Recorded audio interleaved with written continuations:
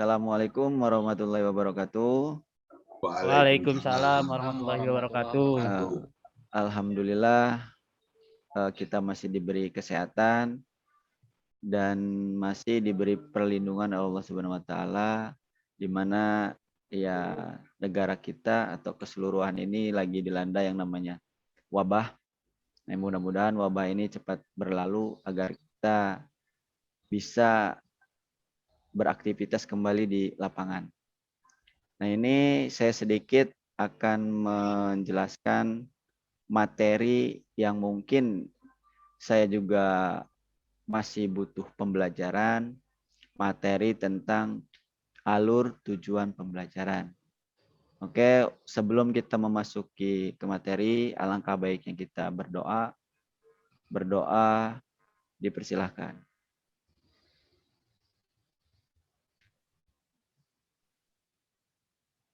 Oke, berdoa selesai. Sebelum kita ke pembelajaran, langkah baiknya kita ice breaking. Nah, ice breaking boleh kameranya diperlihatkan.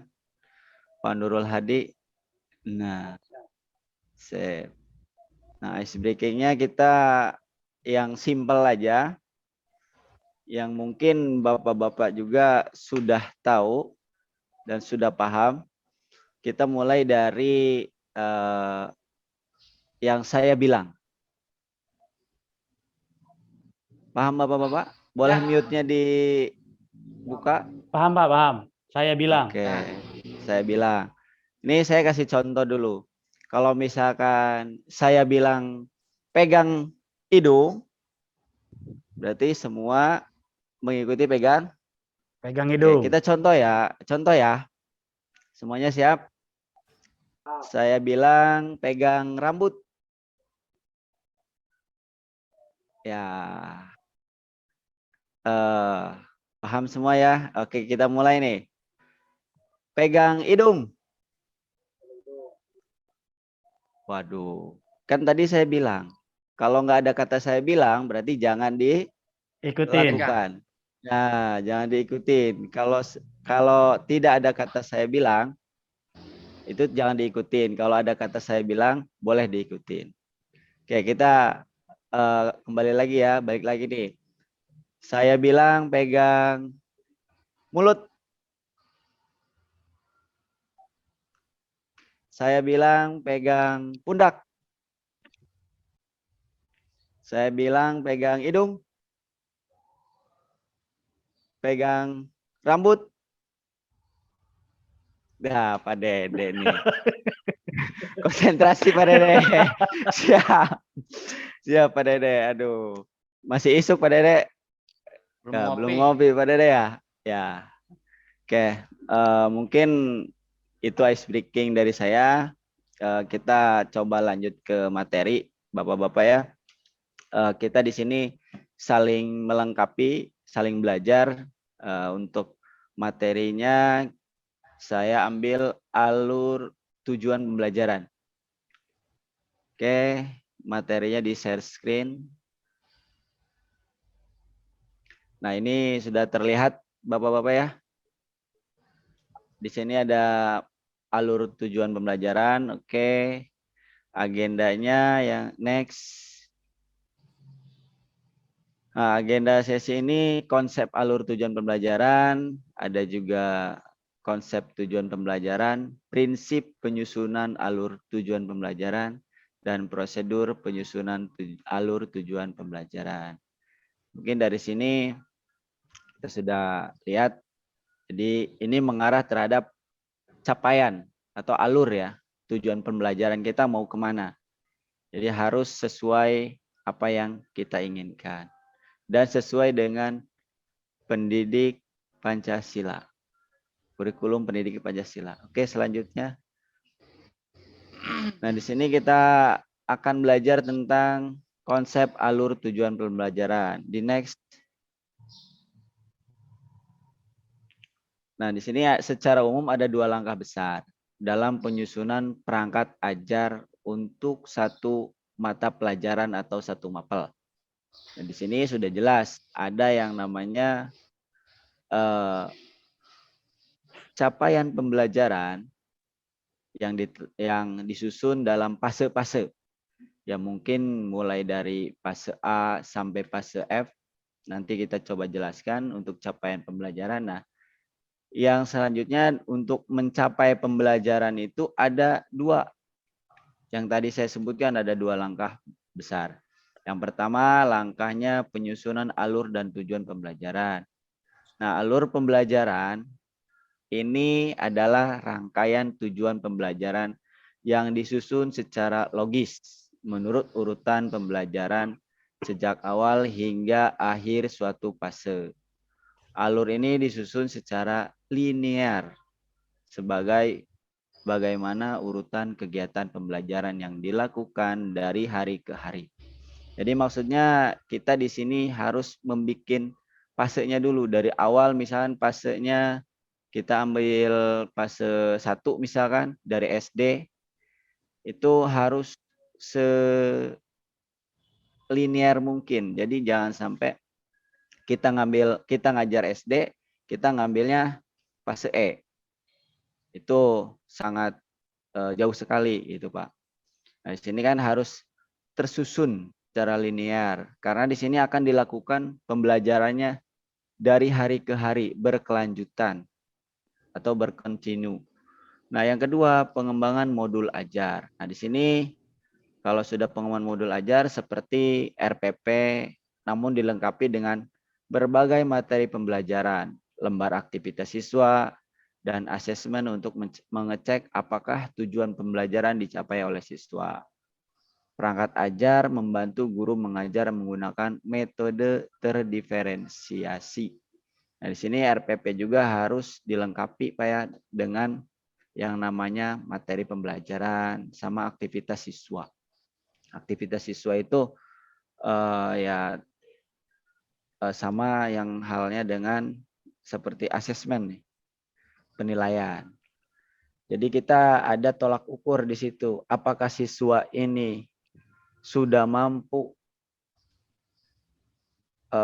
menerapkan apa yang kita susun, apa yang kita inginkan, itu nanti terlihatnya di asesmen.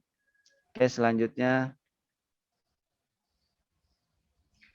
Nah, dari pembelajaran sebelumnya, apa yang menjadi pengertian dari istilah di bawah ini? Nah, ini tadi kan belum disebutkan ya pengertiannya, capaian pembelajaran apa, alur pembelajaran apa, dan tujuan pembelajaran apa. Nah, kita bahas sekarang di sini. Oke, next. Nah, di sini ada capaian pembelajaran. Di sini capaian pembelajaran adalah kompetensi yang diharapkan dapat dicapai oleh siswa di akhir fase. Berarti di akhir fase. Nah, capaian terdiri dari 6 fase. Dari fase A sampai F atau tahapan yang meliputi seluruh jenjang pendidikan dasar dan menengah, SD, SMP, SMA, atau sederajat yang lainnya. Nah, fase tersebut adalah fase A kelas 1 sampai kelas 2, fase B 3 sampai 4, fase C 5 sampai 6, dan fase D ini sekolah menengah pertama, yaitu kelas 7 sampai kelas 9. Jadi untuk fase E ini untuk SMA atau SMK dan tingkatan sederajat yang lainnya, ini dari fase E dan fase F. Fase E ini untuk kelas 10, fase F untuk kelas 11 dan 12. Nah, untuk alur pembelajaran ini adalah rangkaian tujuan pembelajaran yang tersusun secara sistematis, logis, di dalam fase secara utuh, dan menurut urutan pembelajaran sejak awal hingga akhir suatu fase. Alur ini disusun secara linear sebagaimana urutan kegiatan pembelajaran yang dilakukan dari hari ke hari untuk mengukur capaian pembelajaran. Nah, untuk alur pembelajaran ini saya sedikit jelaskan. Di sini kita harus mencantumkan yang namanya capaian pembelajaran, fase ya. Fase. Nah, fase ini misalkan kita mengajar di kelas 11, kita pakai fase F. Nah, di sini harus fase F itu kita harus menyusun dari awal pertemuan hingga akhir pertemuan, atau dari awal pembelajaran sampai akhir pembelajaran. Oke, selanjutnya, nah, capaian pembelajaran. Di sini alur pembelajaran disusun menjadi rangkaian tujuan pembelajaran sejak awal hingga akhir fase suatu pembelajaran. Alur ini menjadi panduan guru dan siswa untuk mencapai di akhir fase tersebut. Kenapa alur ini menjadi panduan? Karena tanpa ada yang namanya capaian pembelajaran, kita semua itu khususnya untuk guru dan siswa itu tidak bisa mengetahui sejauh mana pembelajaran yang kita sampaikan tersaring oleh siswa. Dan sama halnya dengan siswa.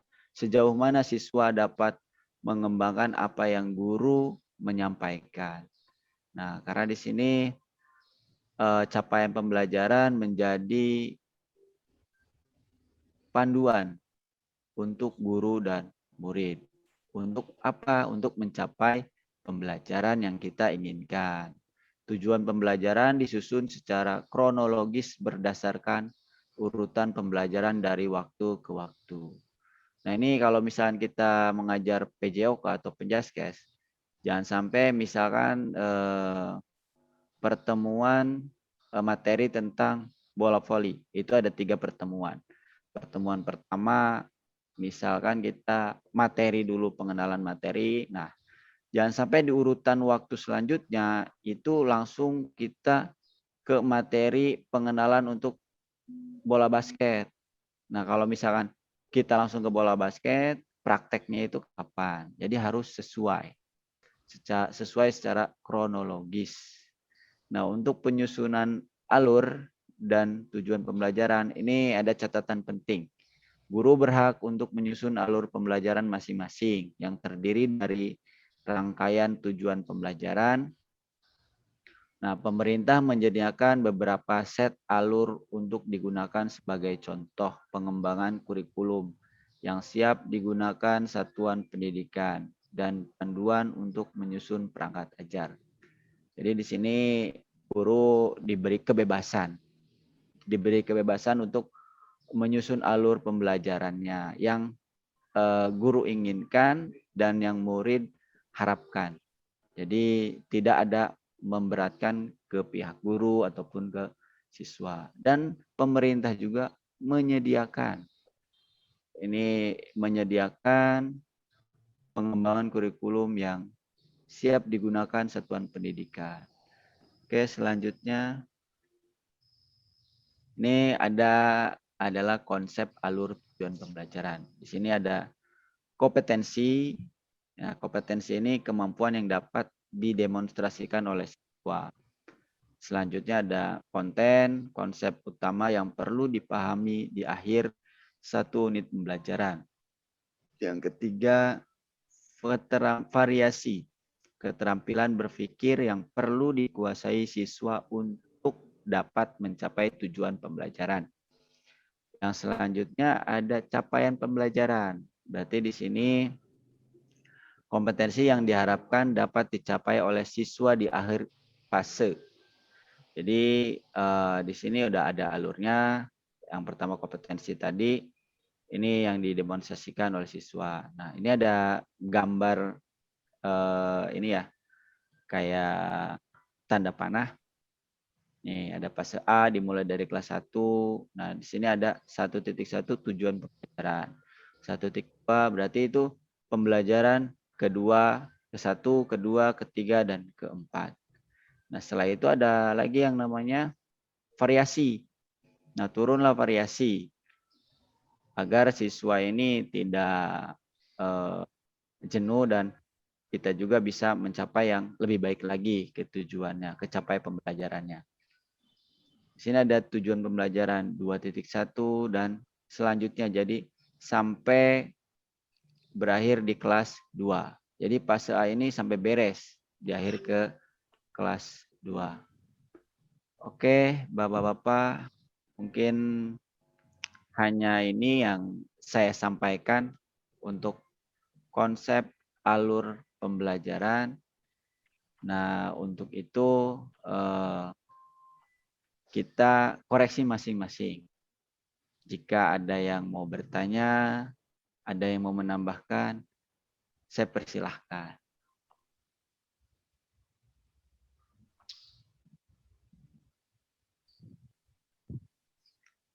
Oke, dari Bapak-Bapak. Mute-nya dulu dibuka, Pak Hadi.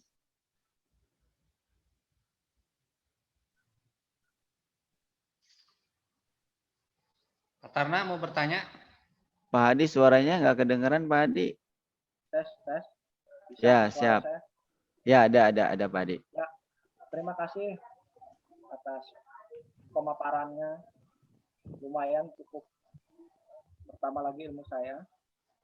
Dan sangat menarik dengan materi yang udah Bapak sampaikan tadi. Cuman saya pengen tahu sejauh ini alur di sini kan materinya coba Pak bisa lihat tadi. Di atas, Pak. Ya. Alur tujuan pembelajaran ya, Pak. Ya. Seperti konsep seperti apa yang Bapak terapkan di sekolah Bapak sendiri sehingga siswa-siswi yang tadi notabene yang tidak biasa menjadi biasa, yang menjadi biasa menjadi luar biasa. Ya. Nah, terima kasih. Dan Oke. apa trik gitu apa yang kira-kira Bapak terapkan di sekolah tersebut? Terima kasih Bapak. Ya, sama-sama. Oke, mungkin ini pertanyaan yang sangat luar biasa dari Pak Hadi ini. Sampai saya juga kaget. Ih, mantep amat nih pertanyaannya. Ya, jadi kita dalam pembelajaran mungkin untuk di lapangan hampir sama, Pak ya. Ya, jadi di lapangan itu gimana caranya kita menyusun bahan ajar kita.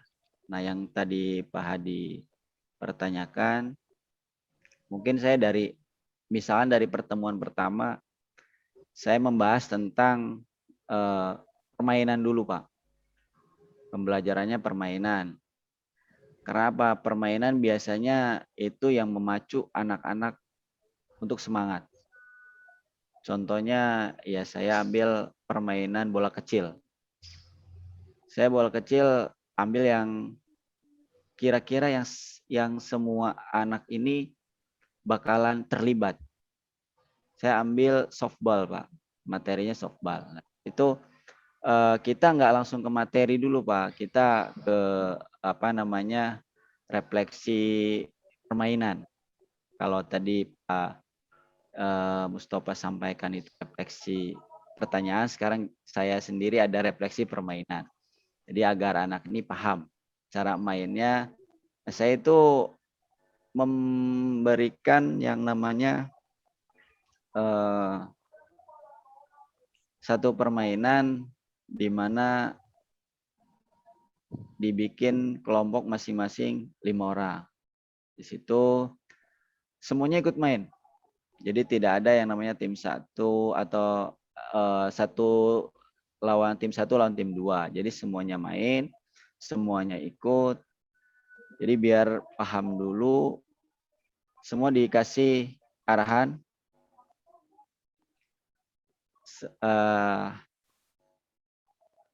Setelah itu dari keseluruhan siswa atau kelompok yang saya bikin, contoh saya bikin 4 kelompok, berarti ada 20 siswa. Nah, 4 kelompok tersebut sama-sama ikut bertanding. Ini kan permainan yang dimodifikasi, Pak. Jadi saya semua biar anak ini ikut senang dulu, terjun dulu. Nah, setelah itu baru yang namanya ada pemahaman. Ternyata permainan softball itu seperti memukul bola, ada yang melempar bola, ada yang menangkap bola. Nah, jadi di situ baru saya menjelaskan tentang permainan softball. Agar yang tadinya biasa menjadi luar biasa, itu kita ada yang namanya capaian pembelajaran. Nah, capaian pembelajaran ini kita lihat dari kemampuan siswa. Nah, dari 4 tim itu, 4 kelompok, saya lihat siswa mana yang paham dan siswa mana yang tidak paham. Nah, itu saya coba untuk yang belum paham, saya ulangi kembali, dan yang sudah paham, saya bebaskan untuk olahraga selanjutnya. Oke, mungkin itu paparan saya, Pak Hadi. Kurang lebihnya saya mohon maaf karena keterbatasan dari saya juga. Oke. Tambahan sedikit Pak Subadra. Boleh, ya. Tambahan sedikit, ini mah cuma masukan. Boleh Pak. Boleh Pak Tarna. Masukan. Sepertinya tadi Pak Subadra lupa di awal pertama presentasi, Pak Subadra lupa kita membaca doa kayaknya. Oh iya, astagfirullah. Itu masukan aja Pak Subadra. Iya. Iya, sama-sama Pak Tarna. Ini nih, akibatnya grogi nih.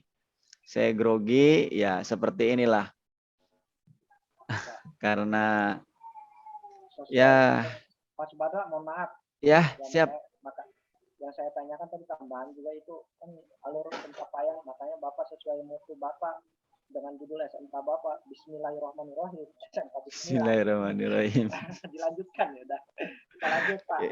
Ya, siap. Terima kasih atas sarannya. Mungkin ada lagi yang menambahkan saran-sarannya. Oke, kalau cukup saya akhiri. Nah, karena tadi pertama tidak berdoa, sekarang kita akhiri dengan membaca Alhamdulillah. Alhamdulillah. Terima kasih. Sekian dari saya. Kurang lebihnya mohon maaf karena saya juga masih belajar. Assalamualaikum warahmatullahi wabarakatuh. Waalaikumsalam warahmatullahi wabarakatuh. Waalaikumsalam warahmatullahi wabarakatuh.